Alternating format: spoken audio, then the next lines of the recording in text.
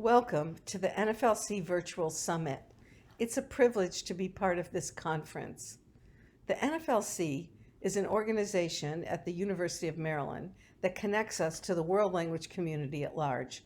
I encourage you to check out their website and the various resources that are housed there.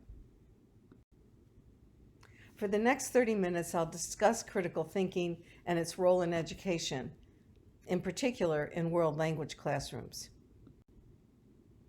As we take a look at what critical thinking is and how to implement it, we'll explore the component parts of critical thinking.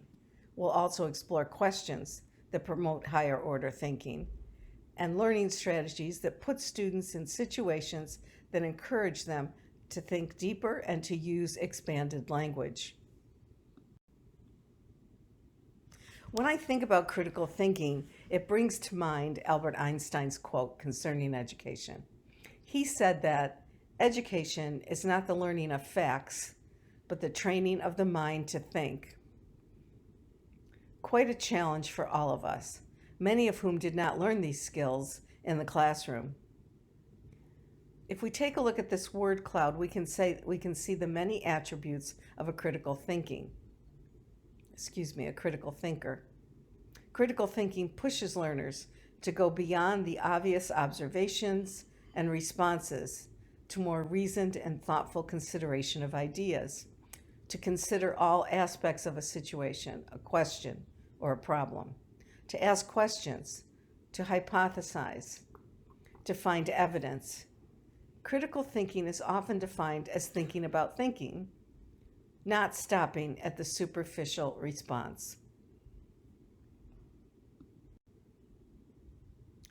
So the first step is to set a classroom culture that allows and encourages critical thinking.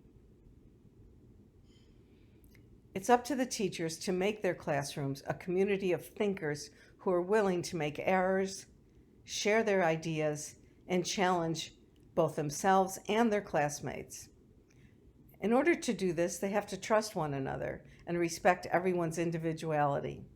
They have to be open to suggestions toward improvement, to making mistakes, and only in this way will they actively grow and learn. The teacher's role is most important because it is he or she who models this type of thinking by thinking aloud, reasoning aloud, supporting claims with evidence, challenging ideas, presenting different perspectives. These practices need to be part of the everyday learning environment so that students can follow suit. When the teacher includes students in his or her thinking, it provides powerful opportunities for them to practice thinking critically in a non-threatening way. For example, the teacher, as he or she is thinking aloud, might say, "Where do you think we're headed with this inquiry? Can you think of any other questions we might ask ourselves? Can you come up with a counter argument? Can you give a new perspective on this idea?" We also know that critical thinking comes easier when students talk and interact with each other. By working together to solve problems, share thoughts, and debate ideas, they can make connections between ideas, spot errors or inconsistency in reasoning, and evaluate arguments. So it is important that we provide frequent opportunities for students to work together, confer, and share. Additionally, let's think about the classroom arrangement. Are student desks arranged to allow for pair and small group? Are the walls of the classroom used for reference materials, such as a poster of critical thinking terms and definitions, as you see on the slide? That's just one example, of course. Are there word walls or idea walls or question walls on the classroom walls? Were they created in collaboration with students? Are there communication expressions that students will need when they're working together? These communication expressions help students express their ideas and delve deeper into those ideas. And again, here are a couple additional types of posters that you might consider on your classroom walls. Students need to be reminded of what it means to think critically, or else they will certainly stop at the most obvious answer. So secondly, let's take a look at questioning. Teachers ask an enormous number of questions daily. Many of those questions are low level and meant to ensure that students have factual knowledge. Now, there's nothing wrong with that. That's good. However, if you stop there, their thinking remains at that point. Another common issue with questioning is the misconception that early language learners can only answer low-level knowledge and comprehension questions because their language output is limited. Yet, by planning and scripting question-answer sequences, by providing scaffolds, such as graphic organizers, we can ensure that learners can classify information, categorize information, compare and contrast, choose from among options by providing word banks. Thus, we challenge their thinking and push them toward higher level of language acquisition. When they produce a low-level response, remember to ask for more information. We'll talk about the two-question rule in a bit. You can ask them to tell you something more, give an example, ask others in the class whether they agree or disagree with the response and why. We can make this into a conversation situation. Of course, with students who have reached higher levels of proficiency, it is imperative to push their thinking. Here again, it's important to script these questions so that we do push them towards higher levels of thinking. And let's consider wait time. Students are working in a language that is not their native language for the most part. So they need time to process and think through our questions and prompts. Give them at least 3 to 5 seconds for this thinking time. And then I would suggest have them share their responses with a partner so that they can think them through a little further, maybe grab an answer if they need it, or add to their own responses. These strategies increase cognition. They also keep students on task, and they increase the level and quantity and quality of their responses.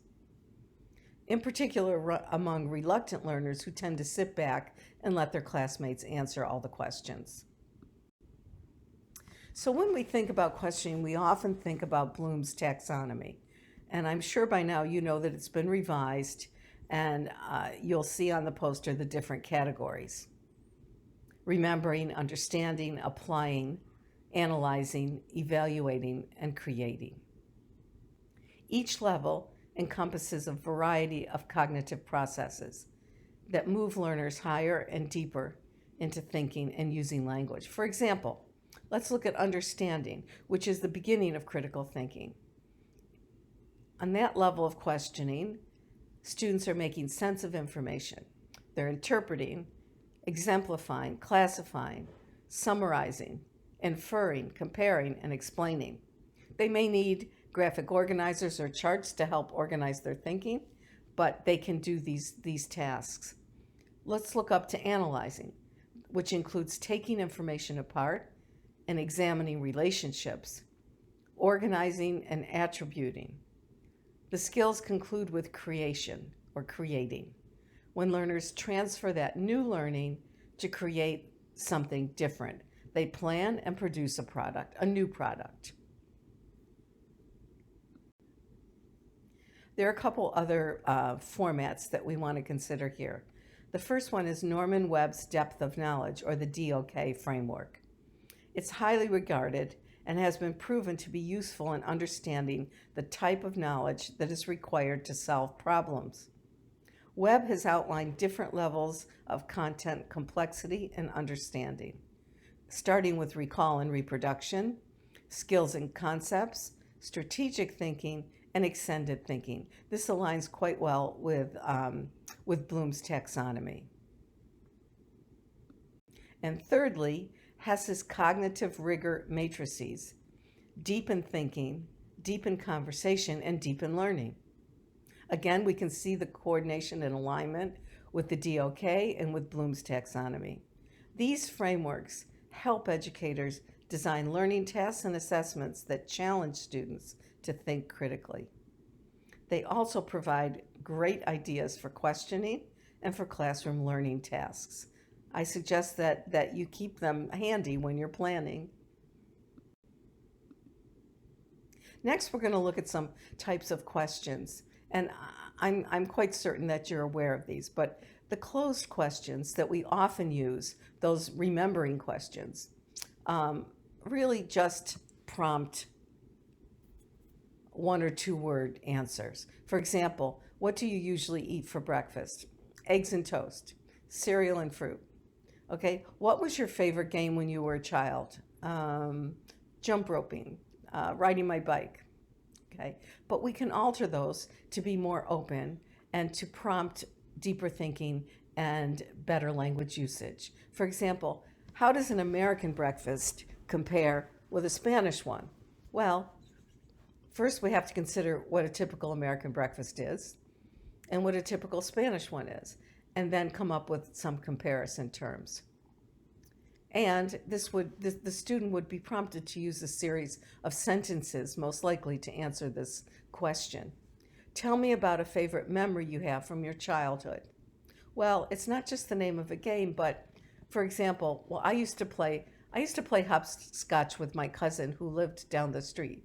We had so much fun. We would draw it on the sidewalk, practice, make mistakes, fall down, and then do it all over again. So this might lead to a short little narrative. Similarly, low-level questions, which are essentially the same as closed questions. What is the definition of a season? So it's a little bit more than one word, but it might be, again, a chunk of language or one sentence. Looking at that second question again. What was your favorite game when you were a child? Again, you know that it would come up with a one-word answer. But we can make these questions richer and more open. So, based on the information given in the text, what predictions can you make about what will come next? Much deeper thinking. Tell me about how you spend a typical weekend. Again, a little story possibly, a series of sentences. This is why I encourage you to script your questions, because we do tend to default to the lower level closed questions. Okay, so let's think about a few strategies for questioning. These have helped me a lot in the past. And one strategy is called agree, build, and challenge. So the teacher asks a question or a series of questions and then chooses students to agree. Once the student or students have agreed, the teacher then asks others in the class to build on that answer and to add additional information or to challenge the ideas and tell why. Again, this can be whole class. What I like about it is that it can be done in small groups with the teacher asking the questions and the students conferring and speaking in small groups, or it can be done as a whole class. And if the teacher asks students not to raise their hands, but to listen and be ready to answer, it does engage all learners in thinking and responding. Cold calling is another strategy that often helps. In this, the teacher asks students to refrain from raising their hands. Rather, as I said before, they should be ready to respond at any time. Wait time we already talked about, which is critical. And no calling out is similar to cold calling, only we ask students to refrain from raising their hands, to refrain from calling out answers, to wait until they are selected to respond, to give their classmates opportunities to think and respond. And finally, I want to show one more. I like this strategy a lot. It's called pose a question, pause, wait time, bounce the question around the classroom to several students, and then pounce on other students to give their reaction, to add information, to agree, disagree. It's very similar to the other strategies. Let's look at how it's done. Pose a question or a series of questions to the class. I'm going to say again, it's important to script these questions and to consider which level of understanding and thinking you're trying to elicit.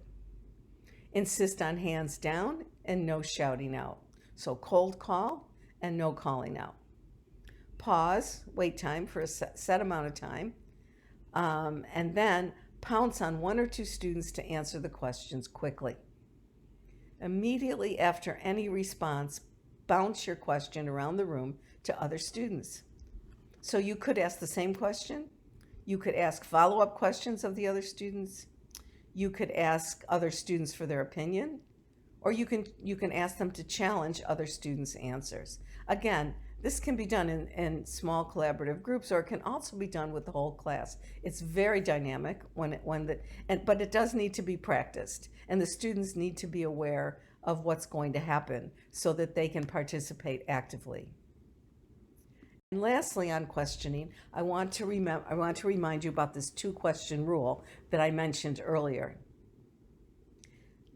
Try not to stop at one question and one answer, but ask students for additional information, ask them a follow-up question, ask them to agree or disagree with you.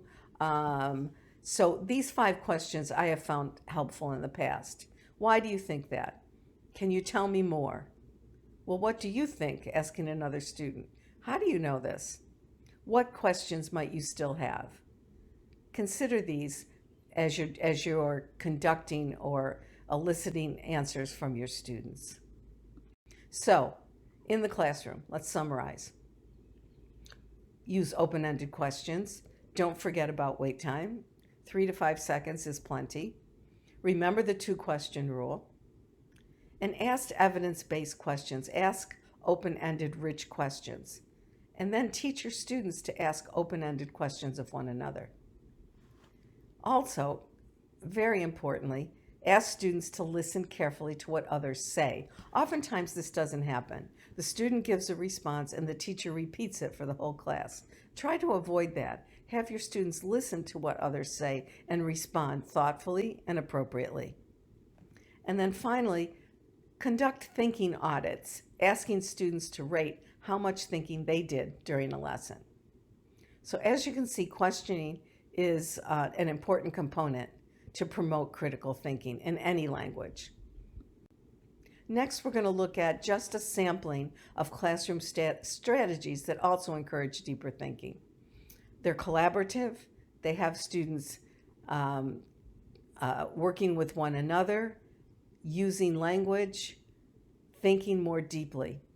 So the first one we're going to talk about is 4 corners, which is not an unusual or atypical activity.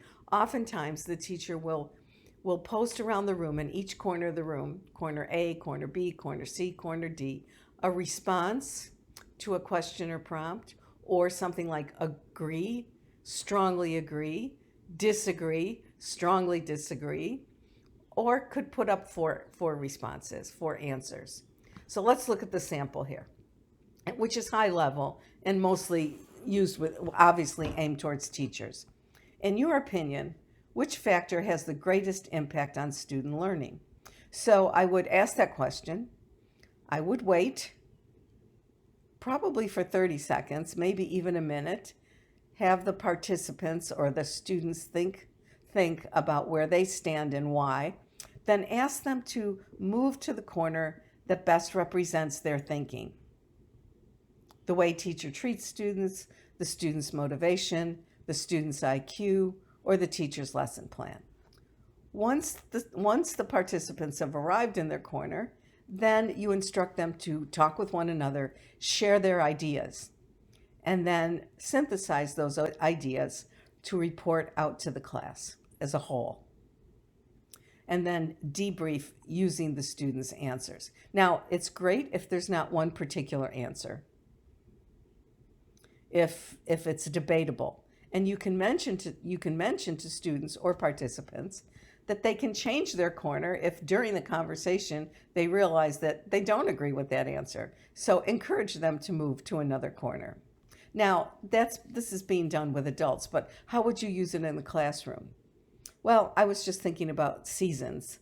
So possibly you could post the 4 seasons in the corners and then ask students a variety of questions. Which season is your favorite and why? So they think for a short while, and then they move to the corner, talk with their classmates, and come up with 3 reasons, 3 top reasons from their group. Not the individual's reasons necessarily, but the group consensus. While they're in the corner, you could pose some other questions. What do you like to do during that season? What are your favorite activities? Again, let them talk and then respond. What kind of equipment or clothing would you need during those seasons? So the list goes on. What are the months of that season? Et cetera, et cetera, et cetera. Okay, or you can give an agree, strongly agree, disagree, or strongly disagree. Okay, I believe that the environment impacts people, and that it's not people necessarily who affect the environment. Now that's pretty controversial. So they would agree, strongly disagree, strongly disagree. In their corners, they would discuss why, come up with 3 reasons that synthesizes the group thinking, and then report out to the class. Again, the options are many. The next one is a Freyer model, which again comes to us mostly from language arts. I've seen it used in math classes. I've seen it used in social studies and in world language classrooms. So it's a square, and in the center of the square can be a word. It's better if it's an expression, I think, an idea or a concept, or a cultural idea or a cultural practice. And what the student does, or students working in pairs or even in quads, they define the expression or idea in their own words. They list some characteristics, some examples, and some non-examples. These can be used to form word walls or idea walls or culture walls once they're completed and shared with the class. Let's take a look at a low-level one. In the middle is the word promise. So the student has written his or her own definition, given a couple synonyms, used it in a sentence, and drew a picture of what a promise means to them. So the idea here is that this Freyer square can be used in many different ways. It doesn't have to be the traditional definition, characteristics, examples, and non-examples. It could be altered in a way that suits the level of students and that suits the objectives of the lesson. And here's another example. So I learned about chat stations from a website called The Cult of Pedagogy, which I would encourage you to Google and check it out. It hosts a lot of great ideas, conversation ideas, learning strategies. Chat stations intrigue me because I always found stations to be difficult to implement. Well, actually difficult to get together, all the materials needed, directions, etc., to model and implement always took a long time. But chat stations can be quickly assembled.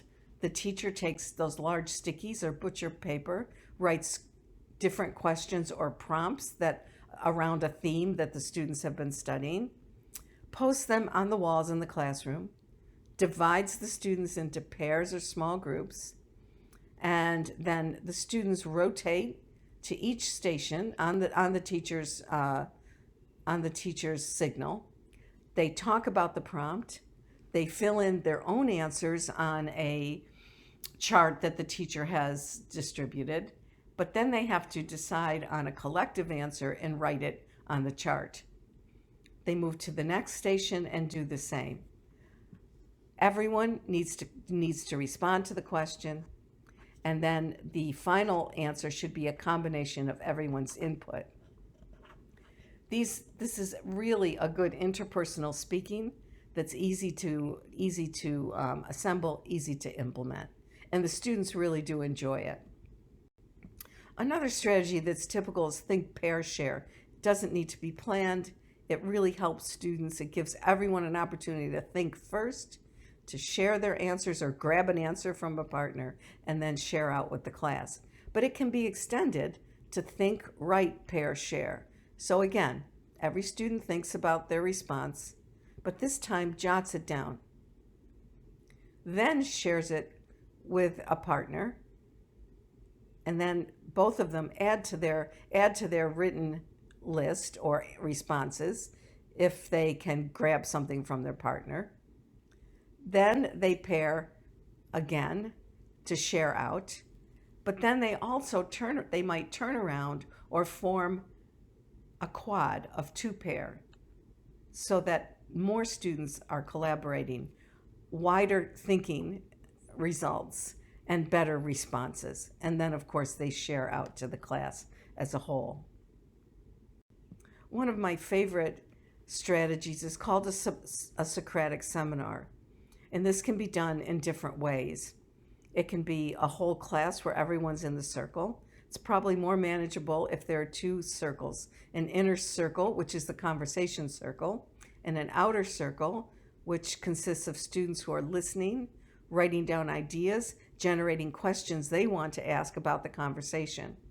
So the teacher poses a question, an open-ended question, makes a statement, and it's up to the students to conduct a conversation.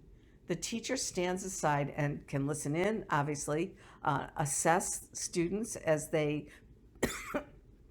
participate, only interferes or interjects him or herself when and if the conversation lulls. Then, once the conversation is pretty much concluded, the students turn around, face their classmates who are in the outer circle, and they have a conversation. They answer the questions, they explain their responses, and then they might change places with a different question. The inner circle becomes the outer circle becomes the inner circle, and the process continues. Another strategy that, frankly, I've learned lately is called chalk talk. Now, it can be done at a chalkboard or a whiteboard if you have enough space in your classroom, or it can be done on large stickies or large pieces of butcher paper. The teacher writes a question or prompt in the middle. The students are in collaborative groups of maybe 4, say, and they have a written conversation with one another. Everyone writes their answer, they read each other's responses, respond to them, ask follow-up questions, and the conversation continues. They can draw if they can't write. They can draw lines to connect ideas. But once this written conversation has concluded, the teacher posts these on the board or on the walls of the classroom and uses them to debrief the ideas and student responses. If you like these activities, you can Google StarTalk Classroom Activities, where you'll find a wide variety of these types of activities arranged by the modes of communication, and also by the level of thinking, or maybe the grade level. So I would encourage you. StarTalk is also asking for all of you to send them your ideas for collaborative activities that you've created and used in your classroom, and that you have found effective. So in conclusion, I want to thank you, but I also want you to think about critical thinking. How can you, as an individual teacher, promote this in your classroom? Can you adjust your questions? Can you implement additional pair and group activities that allow students to collaborate, to share ideas, to come up with collaborative and shared ideas and responses? Think about it. Do you model critical thinking yourself in the classroom. So that's our challenge. I believe that this is imperative if we want our students to be ready for our global economy, for our interconnected world. Thank you, and I appreciate your time and your attention.